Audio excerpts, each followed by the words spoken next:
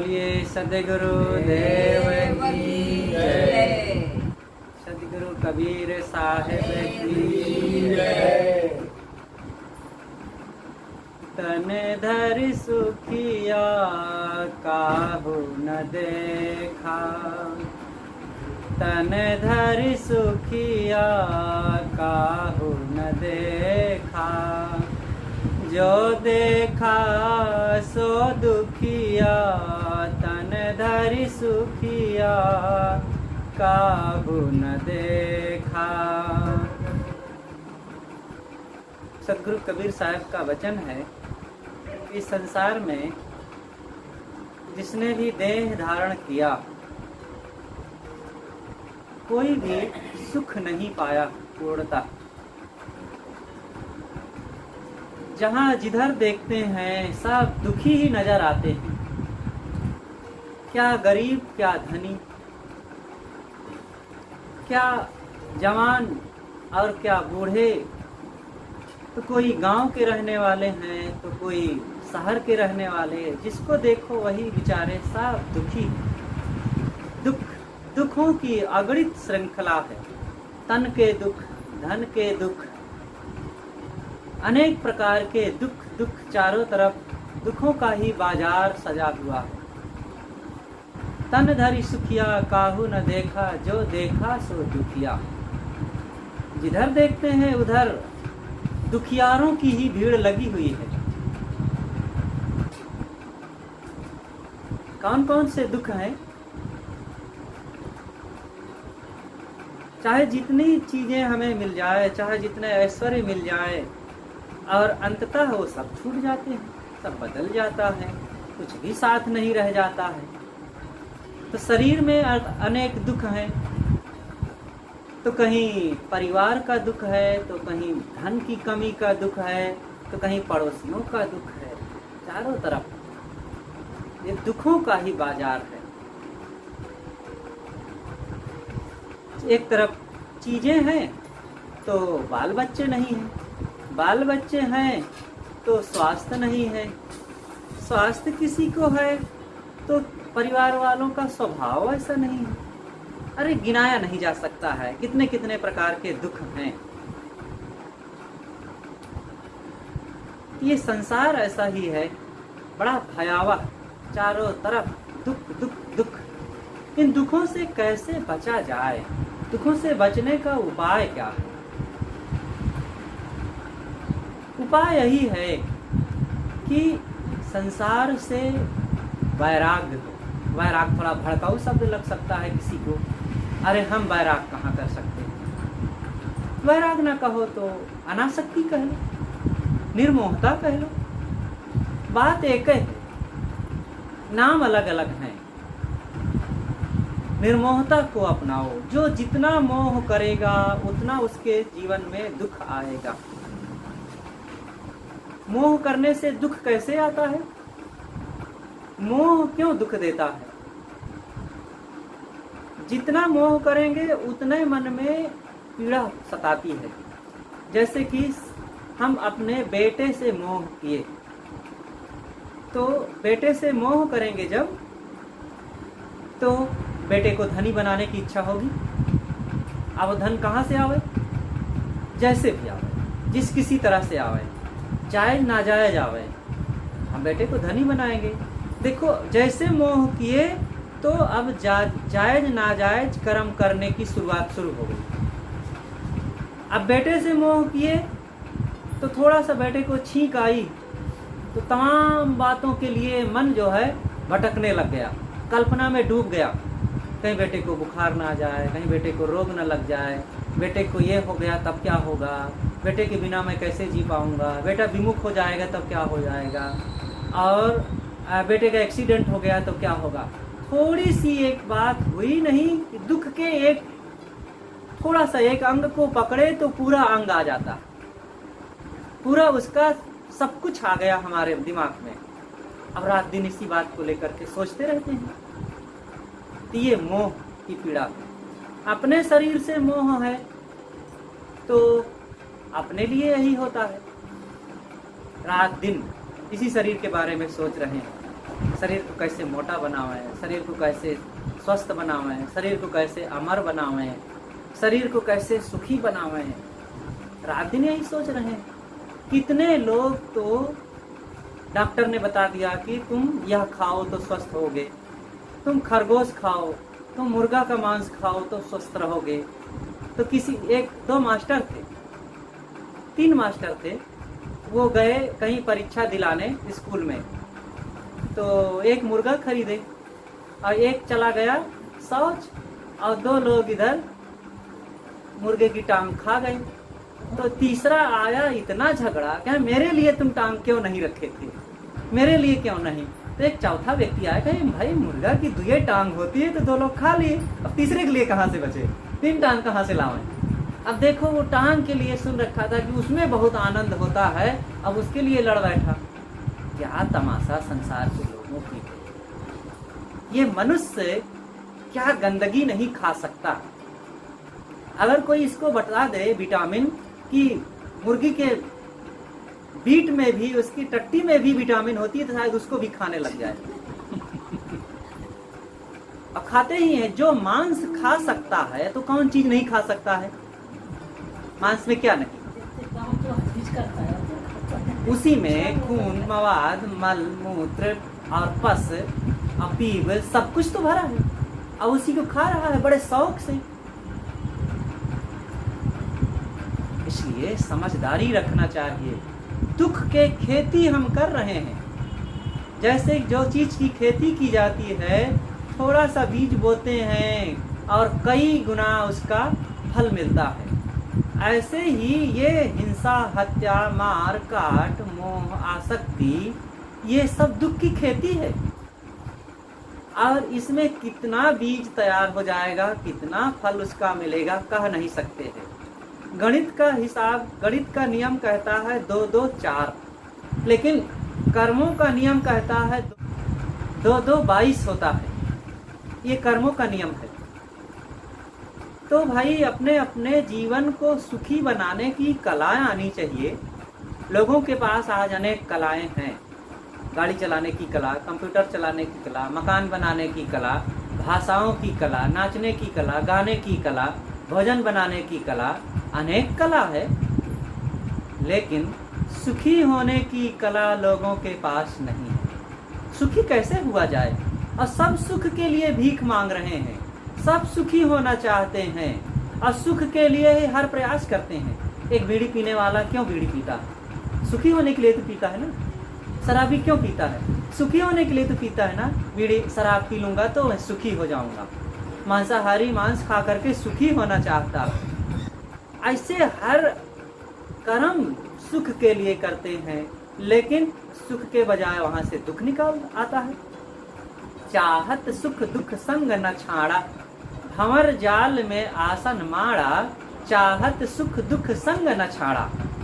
अरे तुम ये भंवर जाल में अपना डेरा जमा रखे हो और यहाँ चाहते तो सुख हो, लेकिन तुम दुख का साथ ही नहीं छोड़ रहे हो, दुखदायी कर्मों को नहीं छोड़ रहे हो, तो सुख कहाँ से मिल जाएगा? केवल चाहने से सुख मिल जाएगा? यदि जाना है दुख से पार, तो सुख की चाहत जो, ज्ञानियों का यही है विचार कि सुख की चाहत जो। अगर दुखों से पार जाना चाहते हो तो सुख की चाहना को छोड़ दो। ये चाहनाएं ही तो हमें दुख के गड्ढे में डाल देती है। चाहो मत, सुख का काम करो, अपने आप सुख मिलेगा, आप सुखी हो जाओगे। हमारे कर्मों का परिणाम है सुख या दुख। और सारा कर्म हमारा उल्टा हो रहा है। अब उल्टा सुल्टा सब करके और हम चाहे सुख मिल जाए तो कैसे मिल जाएगा? बबूल की खेती करके कोई चाहे कि आम अमरूद मिले, हमें कहाँ से मिलेगा? कांटे मिलेंगे, स्वयं को गड़ेंगे और दूसरों के लिए कांटे तैयार करेंगे। यही आज हो रहा है। इसलिए दुखों को समझें। हमारे जीवन में दुख कैसे निर्मित होते हैं, और सारा दुख का निर्माण हमारे मन इंद्रियों के कर्मों से तैयार होते हैं। आदमी दुख की खेती कर रहा है, दुख का कारखाना चला रहा है, दुख का बड़ा भारी प्रोजेक्ट चला रहा है, और फिर भी नहीं समझ पा रहा है और चाहता है कि सुख निकले यहाँ से। सुख नहीं निकलेगा। अपने खान पान को सही रखे, कम से कम सदाचार में तो हमारा जीवन होना चाहिए। मोटे रूप में हमारे पास जो कल मैंने कहा था कि 3 साधन हैं दोष ग्रहण करने के, तन मन वचन। तो इन तन मन वचन की पवित्रता का होना बहुत जरूरी है, और इन तन मन वचन से ही हम सारे दोष अपना करके खूब दुख तैयार करते हैं। तो तन मन वचन की पवित्रता यही है कि चोरी हिंसा व्यभिचार का त्याग करें, ईर्षा क्रोध मान छल का त्याग करें, गाली निंदा झूठ का त्याग करें।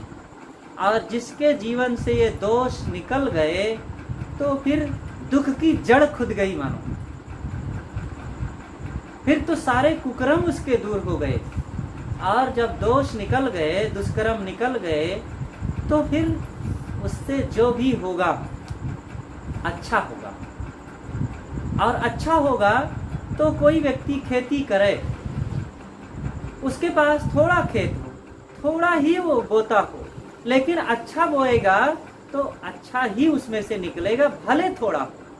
और फिर उस अच्छे को वो अच्छे ढंग से खा सकेगा, उसका अनुभव कर सकेगा आनंद, और उसी में से दूसरों को भी दे सकेगा। देखते नहीं है, कोई व्यक्ति छोटी सी नौकरी करता है, यहाँ तक कि वो 2500, 3000, 4000 रुपया कमाता है, और परिवार को भी पाल पोस लेता है, और उसी में आए हुए अतिथियों की भी सेवा कर लेता है, और अपना भी भजन भक्ति दान पुण्य भी कर लेता है, थोड़े में गुजारा कर लेता है। ऐसे बहुत लोगों को हमने देखा है।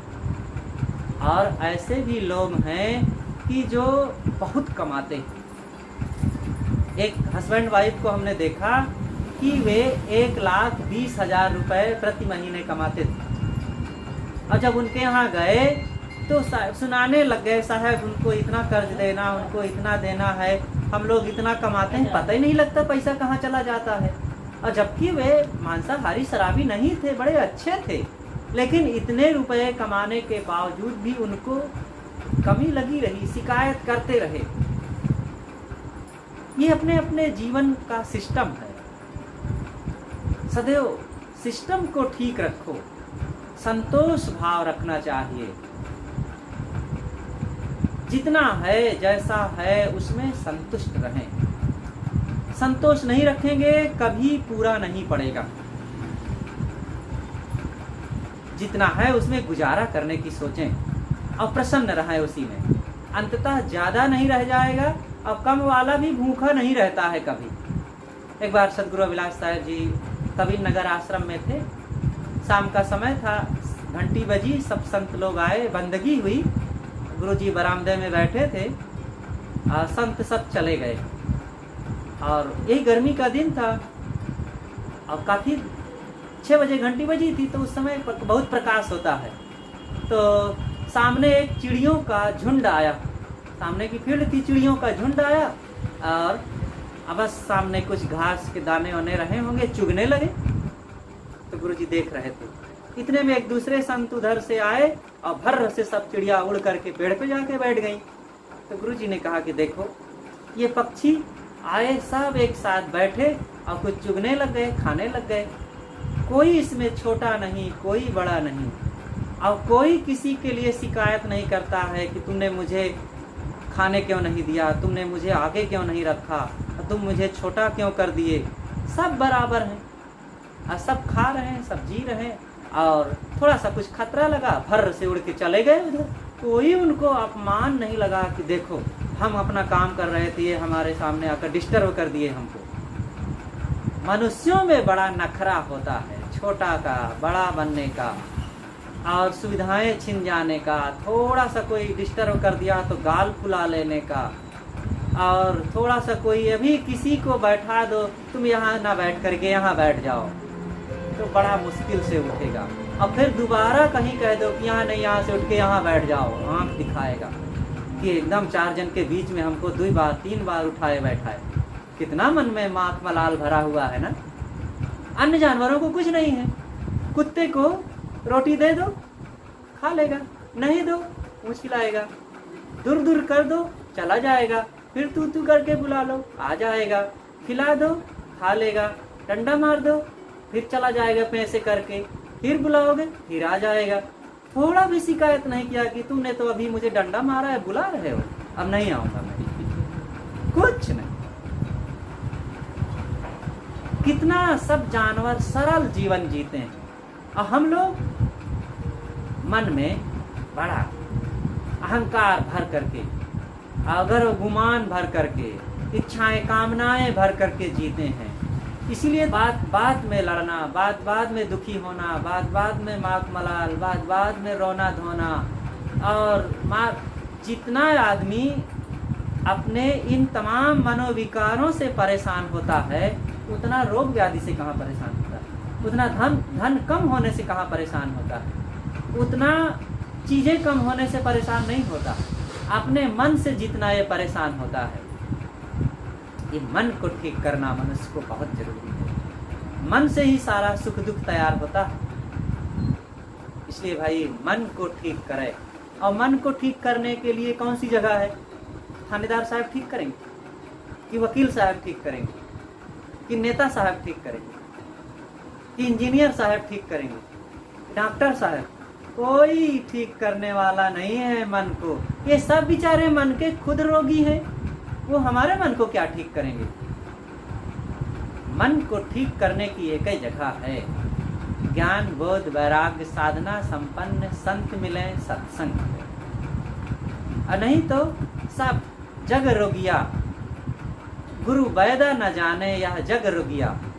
गुरु रूपी वैद के पास कोई गए नहीं तो सब रोगी बने। गुरु वैद है, वो हमारी चिकित्सा करते हैं, मन की चिकित्सा। तन की चिकित्सा करने वाले तो हजारों मिल जाएंगे, लेकिन फिर भी एक रोग के बाद दूसरा तीसरा लाइन लगाए हैं रोग। एक रोग सामने, एक तकलीफ सामने रहती है सदैव हर इंसान के। जैसे ही आदमी कहता है कि क्या बताएं, ये घुटने के दर्द बहुत है, ये ठीक हो जाए तो हम सुखी हो जाएं।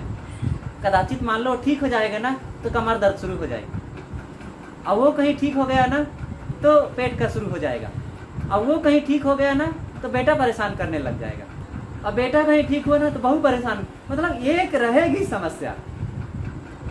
इस समस्याओं को हजम करना सीखें। इस संसार ऐसे है, यहाँ कुछ भी कोई सदैव सुखी रह ही नहीं सकता है। सदगुरु कबीर ने जो कहा कि बहुत दुख दुख दुख की खानी, तब बची हो जब राम ही जानी। ये दुखों की खानी है। दुख की खानी कहाँ है? देखो, तेल की खानी है, पेट्रोल की खान है, सोना चांदी की खानी है, लोहा की खानी है, पत्थरों की खान है। दुख की खान कहाँ है? कहीं जमीन से निकलता है दुख, कि कहीं पेड़ से फलता है, कि बदलों से बरसता है दुख? दुख की खानी ये शरीर है। दुख की खानी ये आसक्त मोही मन है। दुख की खानी ये संसार में राग करना है। इसलिए इन खानियों को समझ करके हम सबसे निर्मोह बने। वो गुरुदेव जी एक जगह लिखे हैं कि शरीर रोगों की खानी है, परिवार शोकों की खानी है, और विवेक सुखों की खानी। विवेक से आप रहेंगे तो सदैव सुखी रहेंगे।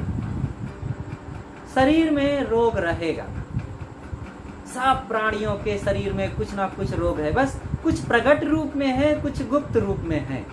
अंदर अंदर वो काम कर रहे हैं। जैसे आपका बथ परहेज ढीला हुआ वो प्रकट हो जाएगा। सबके अंदर है, पेट दर्द, सिर दर्द, हाथ दर्द, दांत दर्द, आंत दर्द, और सबके पास है, वो गुप्त रूप में है।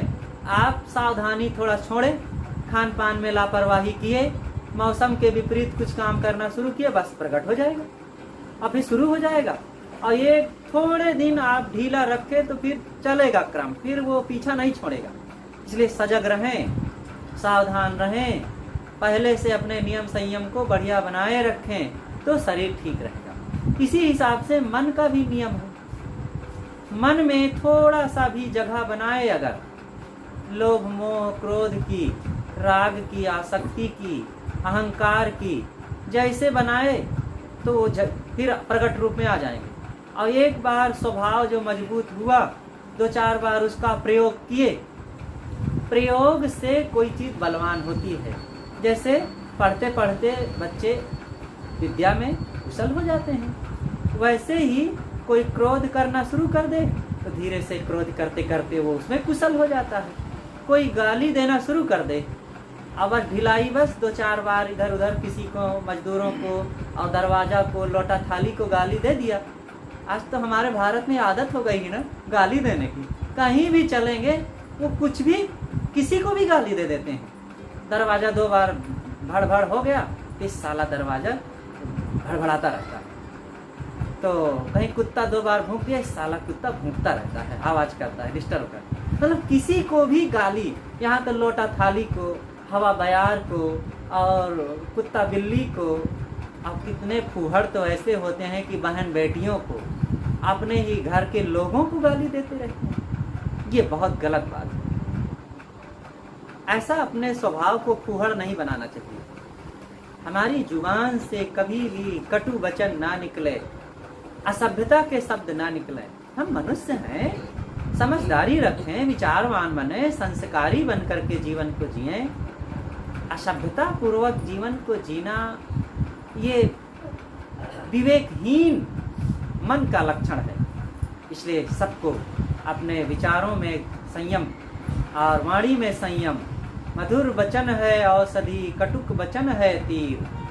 बोल तो अमोल है जो कोई बोले जान, ये तराजू तौल के तब मुख बाहर आन। साहब ने तो जो वचन कहा है, एक एक विषय पर सैकड़ों वचन है सदगुरु कबीर के। कोई मनन करे। इतनी दवाइयाँ हैं हमारे घर में, इतने टेबलेट हैं, इतने इंजेक्शन है, इतनी बड़ी बड़ी औषधियाँ हैं। लेना हम शुरू करें तो कितना स्वस्थ हो जाएंगे, लेकिन लेते ही नहीं रहे हैं कभी, बस धरे हैं। अब बस बड़ा गर्व रहता है कि हमारे गुरुजी इतने बड़े हैं, हमारे इतने ग्रंथ हैं, हमारे यहाँ ये माना जाता है। अरे हम कितना मानते हैं, हम कितना पढ़ते, हम कितना करते हैं, इससे हमें लाभ होगा। इसलिए ये जीवन को सुखी बनाना एक बहुत बड़ी कला है। एक बार एक घर में एक संत पहुँचे, तो जो घर के पुरुष थे, घर के मालिक, वे चले गए, संत का स्वागत किए, कुछ खिलाए पिलाए और चले गए ऑफिस। और गृहिणी देवी घर में थी, तो वो भी घर का काम निपटा करके गुरुजी को जलपान उलपान करा के आई और बैठी। गुरुजी से कहती है, गुरुजी मैं बहुत दुखी रहती हूँ, तो मुझे बहुत रात दिन परेशानी रहती, घर में चैन नहीं आती और रात दिन मैं हैरान रहती हूँ। महाराज मेरा दुख कैसे मिटे? तो गुरुदेव जी ने कहा कि बेटी ये बताओ कि तुम धान में से चावल बनाना जानती हो? कि हाँ गुरुजी अच्छी तरह से, मैं धान कूट लेती हूँ, चावल बना लेती हूँ। गुरुजी ने पूछा कि बेटी ये बताओ तुम दूध में से दही बनाना जानती हो? कहे हाँ ये तो रोज का काम है मेरा, दही बना लेती हूँ। और दही में से घी? कहे हाँ दही से घी भी निकाल लेती हूँ। कहे आटा चावल में भोजन बनाना जानती हूँ? कहे हाँ हाँ रोज का काम है, आटा चावल से मैं भोजन बढ़िया बना लेती हूँ। इसी प्रकार और कई प्रश्न पूछे।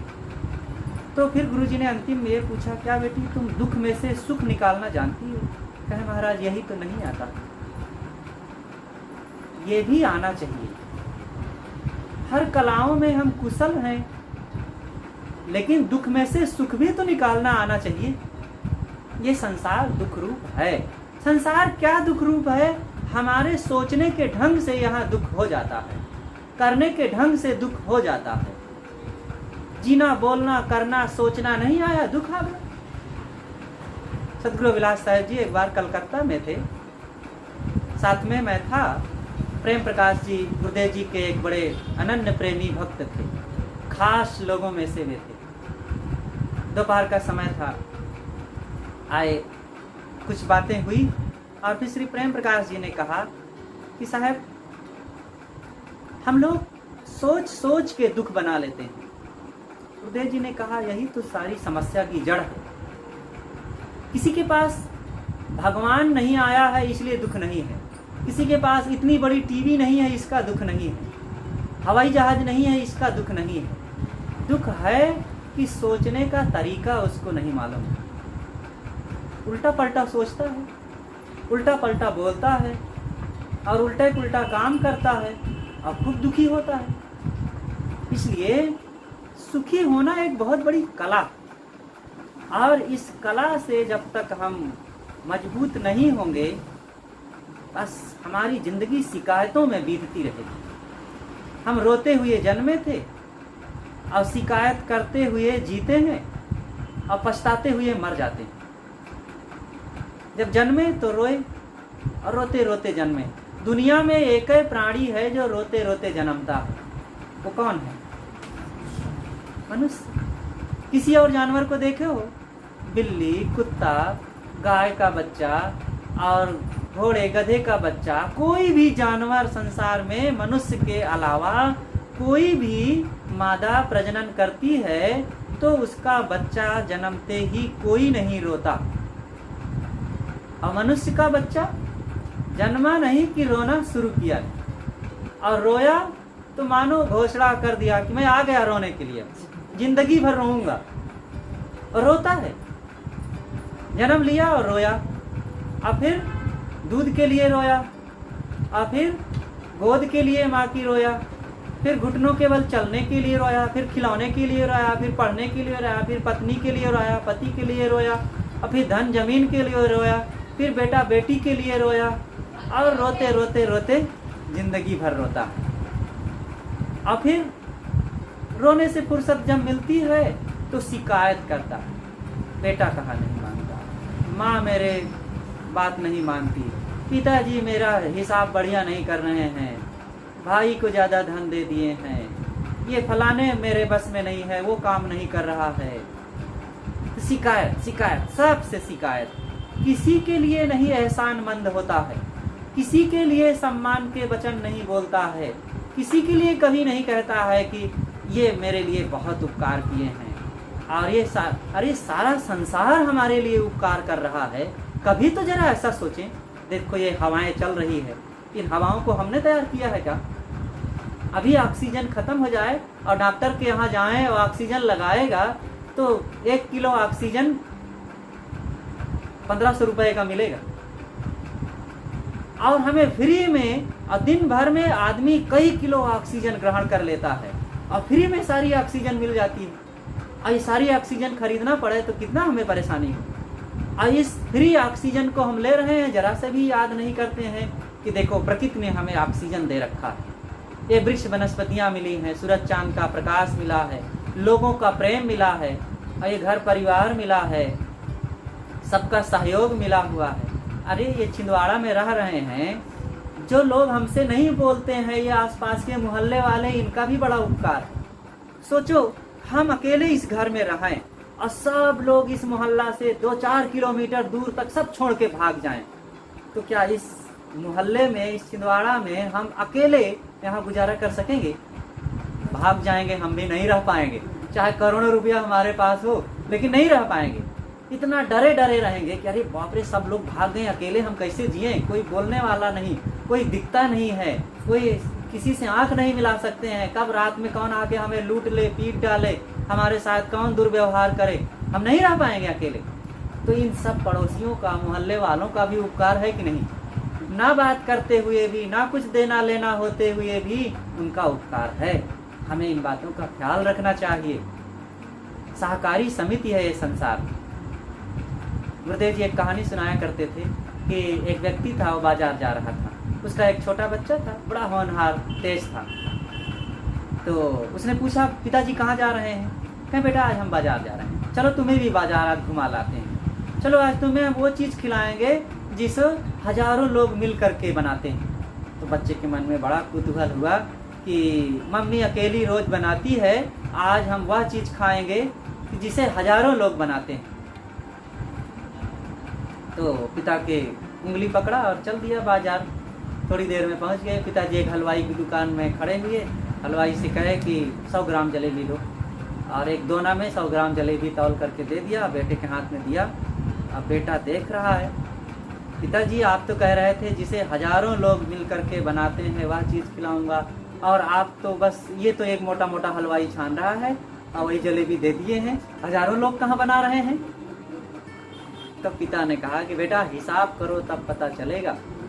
देखो ये जलेबी में 3 चीज़ें हैं, मैदा है, शक्कर है और कढ़ाई में बनी है, तेल में छनी है, कई चीज़ें हैं, लेकिन 3 चीज़ में से एक लोहा को ही ले लो। कढ़ाई, लोहा को ले लो। लोहा ये छिंदवाड़ा में तो नहीं बना, ये लोहा दूर से आया है, और लोहा बना है भिलाई स्टील प्लांट में।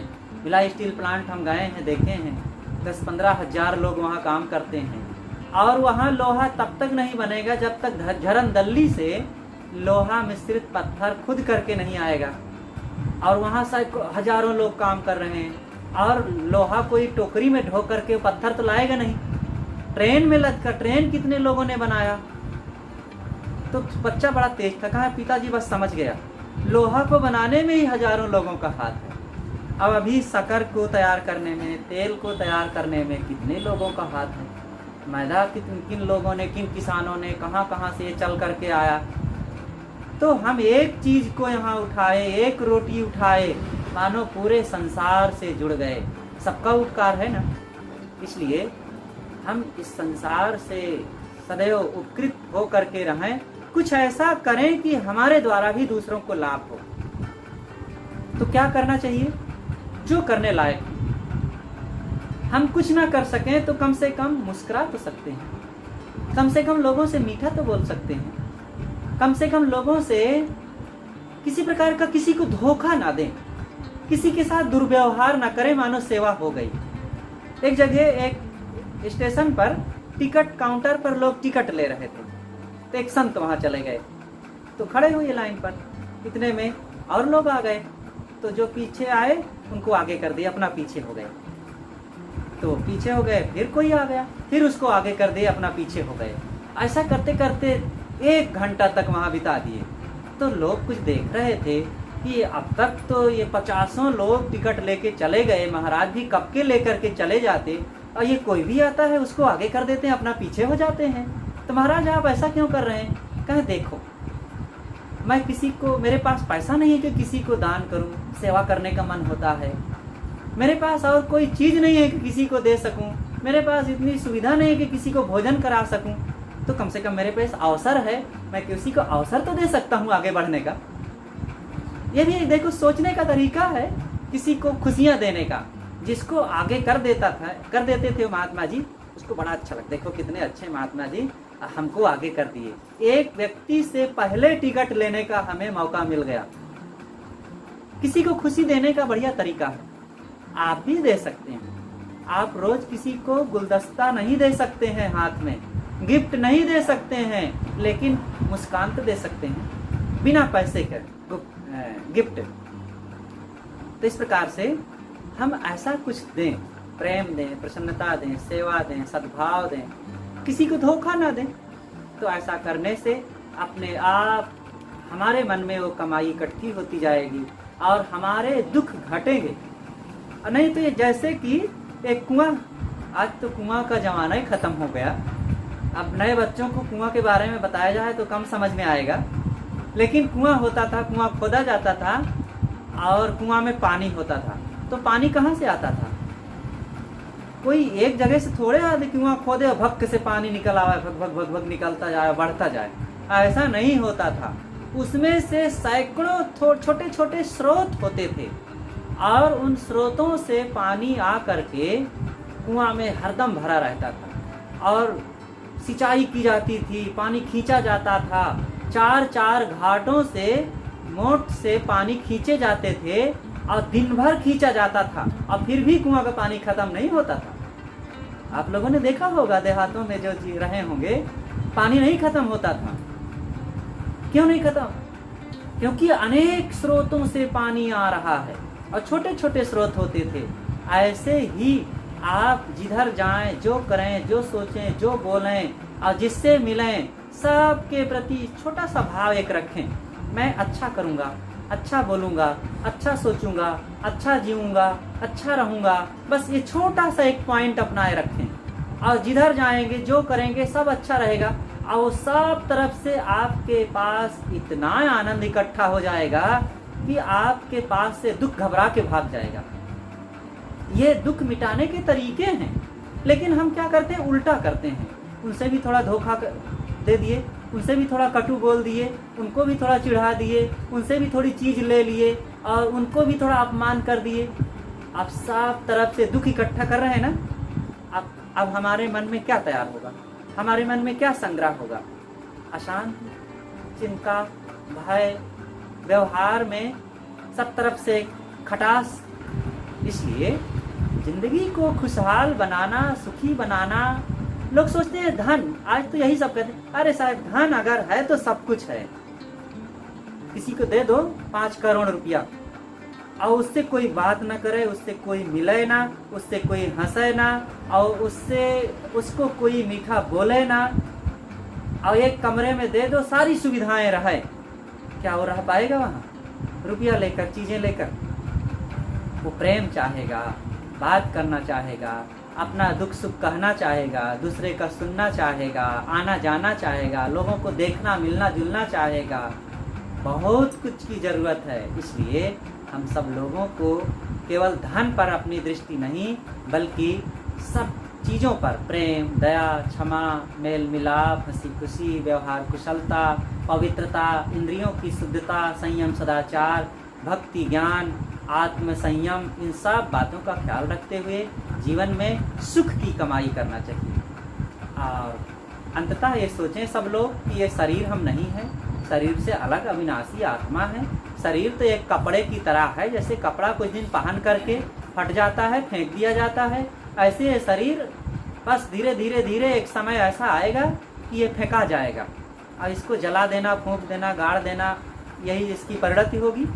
इसलिए इस बात को ख्याल रखें और जब तक शरीर है, इस शरीर में रह करके ज्ञान, भक्ति, बोध, संयम, साधना की कमाई कर लें, क्योंकि इसी के संस्कार आज भी सुख देंगे और इस शरीर के बाद ये संस्कार जहाँ भी हम जाएंगे वो साथ रहेंगे, उसी के आधार पर हमें शांति मिलेगी अथवा दुख मिलेगा।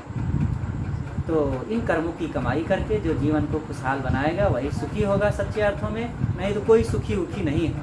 इस संसार में हम जन्म लिए हैं तो जन्म के शुरुआत हुई है दुख से, उसके मूल में ही है वासना। वासनावशी जीव, वासनावशी माता पिता इकट्ठा हुए तीन, तो वासनावशी एक फिर देह का निर्माण हो गया। अब फिर देह धरेगा, अब देह के बाद दुख भोगेगा। लेकिन इसी में अब रह करके बोध विचार पूर्वक वासनाओं को मिटाने का काम करेंगे तो कुछ सुख की कमाई, सुख के संस्कार बनते जाएंगे और हम पूरी तरह से सुखी हो सकते हैं, निश्चित ही हो सकते हैं।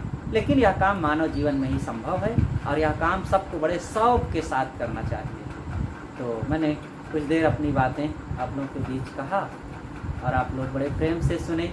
ये भाव, ये उत्साह बना रहे और जब जहाँ जैसे संत ज्ञानवान, बोधवान अगर आवें तो निश्चित ही उनके पास जाओ, बड़े श्रद्धा और प्रेम के साथ बैठ करके सुने, सीखें और ज़िंदगी को खुशहाल बनाने का यही तरीका है और यह काम सबको बड़े हर्ष के साथ करना चाहिए। अपनी बातें मैं यहीं पर विराम दूंगा। बोलिए सद्गुरुदेव की जय।